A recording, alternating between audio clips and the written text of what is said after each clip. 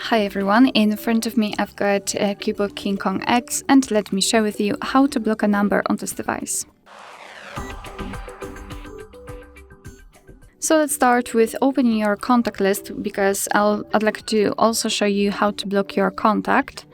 So let's enter the contact list, tap on the contact you'd like to edit, and then simply in the contact settings tap on block numbers. Your device will ask you whether you want to block this number, because you will no longer receive any incoming calls or text messages from this number. So just tap on block, and as you can see, your device will immediately apply this characteristic icon, which means that the number has been blocked. Of course, you can unblock it the same way right here, but let me leave it like this. We will check whether it will appear on the blacklist. So now we can go back, and here it does not really matter whether you will be on the contacts, recents, favorites, voicemail. Just enter the settings, which are in here in the three dots icon, and enter the settings. In the general, tap on blocked numbers.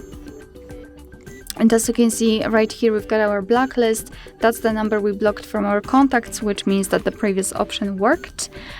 Here we can also tap on add a number and freely enter the number we want to block. Tap on block, and it will be immediately applied and blocked, of course.